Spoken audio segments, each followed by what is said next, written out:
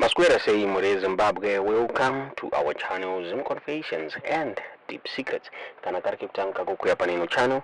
Please don't forget to subscribe. Kana chungwa garoka subscriber.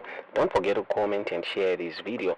Nas More Zimbabwe takwigira nyaya ya buditswa nyaya iri kupisa masititsa social media yava Hakainde Hichilema the Zambian president avari kunzi havasati vakonfirma kuti vari available here for attendance here the Southern African Development Community iyo iri kuitwa muHarare.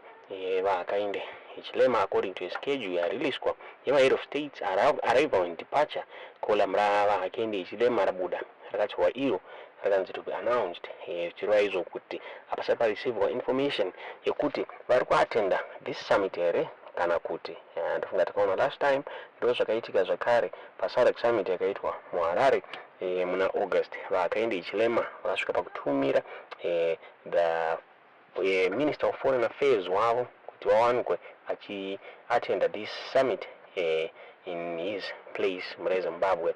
Tauri kwatiri kuita zvinoomera mushe the Zimbabwe Zambia relations akati haana kumira mushe mune Zimbabwe mushure mekunge pakaitwa ma-elections a2023 apo Hakainde Hichilema vakatumira vane vasimumba kuti vawanikwe vachihedha the SADC observer mission ma-elections akaitwa muno muZimbabwe apa vakawanikwa vachikondema ma-elections yaya vachiri they were not free and fair. Vamunangagwa vakabuda vachiaccusa Zambia vachiri they were trying to push for a regime change. The Zambian president vakawanikwa vachiskipa the 44th SADC summit yakaitwa muHarare last year. Takaona zvakare president yakaitwa muHarare muna August vachitaura ivo vachiti there were security concerns muna Zimbabwe. Zvakare takaona foreign affairs minister vekuZambia apa vakauya muno muZimbabwe vakaramba even kudya chikafu nekumwa mvura yemuno muZimbabwe vachiti ivo it was not safe for him. So tingaziva kuti is the president of Zambia going to attend this SADC summit this time. Uyezve chii chakadai chiri kuitika between Zambia and Zimbabwe chekuti vaHichilema havadi kupinda muZimbabwe. Ndofunga takaona vaHichilema mazuva apfuura vakaatenda the inauguration president wekuBotswana. Sponsa vanhu vazhinji vade kuona kuti is he going to attend or not.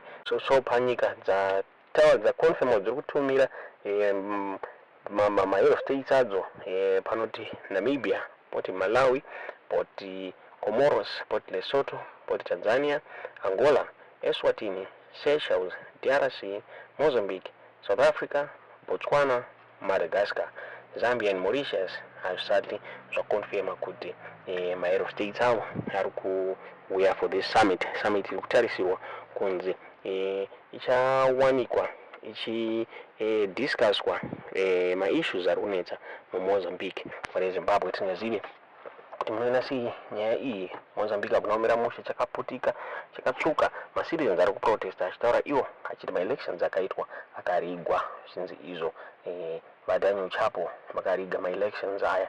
So vari kuaccusa zvakare Zimbabwe nenyaya yekutumira kwayakaita ma-citizens ayo kuti anowanikwa achinovhota mune Zimbabwe since they tried to manipulate my-election ekuMozambique. So hazvina kumira mushe mune Zimbabwe. The opposition yabudawo ichitaura iyo ichiti they don't expect anything from SADC. Hanzi havana hope yekuti SADC ichawanikwa ichiresolve this issue yema-elections. So vabuda vachitaura achiti ma-protest achaenderera mberi kusvika this issue yaresolvwa and the opposition iri kudemanda rerun. Tingazive kuti munoiona sei nyaya iyi mune Zimbabwe. Tiudziwe zvamuri kufunga pamusoro penyaya iyi mucomment section. Tauri kwatiri kuita vaMalema vakabvunzwa pamusoro penyaya iyoyi vachinzi what do you think is SADC going to help? Vakati vachiti no, SADC hapana chiripo. SADC igroup yemabrothers hapana chainokwanisa kubatsira ma-elections iwawa. Vane vasimumba vakataurawo the same vachikomenta on mapolls akaitwa muZimbabwe. Tingaziva kuti munoona sei nyaya. Tiudziwe zvamuri kufunga pamusoro penyaya iyi mucomment section. We have a problem here in Zimbabwe. These members of SADC don't call the government of Zimbabwe to order because it's a group of brothers. That government is violating people there. It has just passed a law of gatherings and speeches and all of that. If they don't like you, you're having a political rally, they just send soldiers, they shoot at you and all of. No one in SADC has raised his voice to say, but what is this? So we cannot have these regional bodies and the continental body, including Pan-African Parliament, by the way, which are not biting on countries that are engaged in wrong activities. What is wrong with President Ramaphosa calling President Mnangagwa to order? It will be coming from a good place. They are all brothers, they are all Africans, they all speak, we assume, for the interest of Africans. So we can't have a situation where we've got regional bodies, continental bodies that become a meeting of elite without concrete solutions to the problems confronting the people of Africa. We have a problem in Mozambique. The problem is solved by sending soldiers. Where have you ever seen soldiers solving a problem? Soldiers don't solve a problem. The leadership must meet and discuss and come up with a binding decision. That's why we say we need one legislature, one military, one currency, one president, so that we know when we go into Mozambique, it's not an interference, it's us providing a solution to our own problems. So we are not happy with how these things are structured. Look, economic integration, trading partnership. Lofunga mangozinzwira malema achitaura pamusoro penyaya iyi zvakare vane vazimumba vakataura ivo vachitaura pamusoro pema-elections akaitwa muno muZimbabwe. Vane vazimumba vaitungamirira the SADC election observer mission vakabuda vachitaura ivo vachiti ma-presidents emuSADC havana zvivindi zvekuudzana pari kukanganiswa nemumwe inzanzi they know kuti ivo they are not perfect vanenge vachitya kunongedzerana. Akapa example ma-elections akaitwa muno muZimbabwe muna August 2023 achitaura iye achiti they were not credible but no one is talking about them. Zimbabwe nofunga vane vasimumba ndo vega vakataura vakakwanisa kupa a report yanga iri fair and neutral about my elections yaya ever since my elections aitwa muno muSADC pasati mambobuda a report yakadaro muri Zimbabwe. Singadi kuwesta nguva yenyutura kuti mungonzwa vane vasimumba zvakataura pamusoro peSADC muri Zimbabwe vachitaura vachiti ma-SADC leaders havakwanise kuhandla ma-issues democracy muri Zimbabwe hanzi akwanisa kukorektana pavanenge vachitadza mumwe muri Zimbabwe. Toti mungonzwa mwambadza zvamunofunga pamusoro penyaya iyi mu-comment section. However, we do have challenges like any other organization does.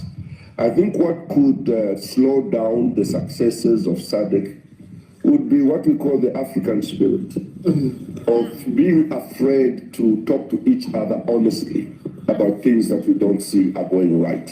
For instance, when one of the SADC countries is struggling in keeping the democratic tenets and ensuring that there's the rule of law in those countries, and also there's equity in the management of the elections, the presidents in the region have been finding it extremely difficult to confront one another, sometimes over the things that are happening in their countries. I agree. Yeah, because, you know, there are many reasons given for that. One of them is that, well, some of the presidents feel if I'm hard on my colleague and I'm found in a similar situation tomorrow, they'll be hard on me. Okay. So these are comrades that, you know, they call each other brothers. If you notice, you know, the president. So they're a family, you know, and they will confront each other, I know, over very, very serious issues. Okay. But I wish they could go a little bit further to sort of make a decision that when they're dealing with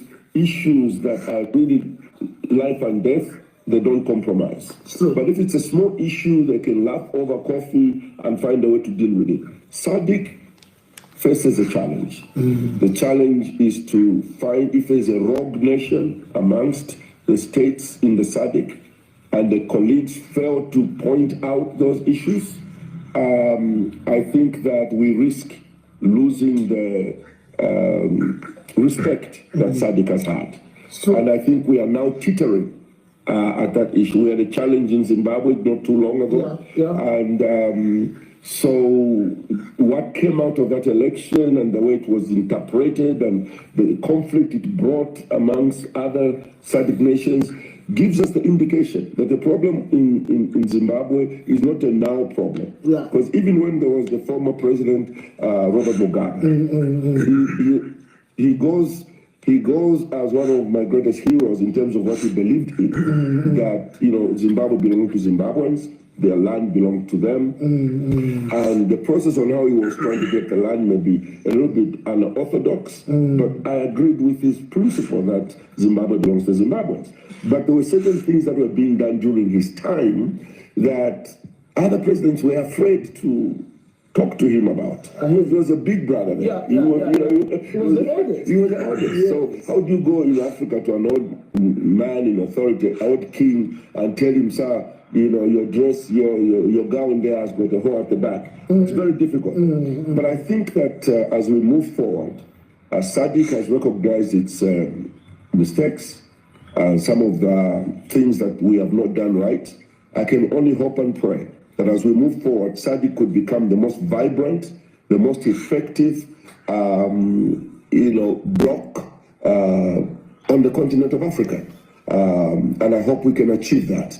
So I'm still confident that the day is coming when we're going to be honest with each other and point out the wrongs that the others are doing in order to improve the overall image of the SADC and of our region.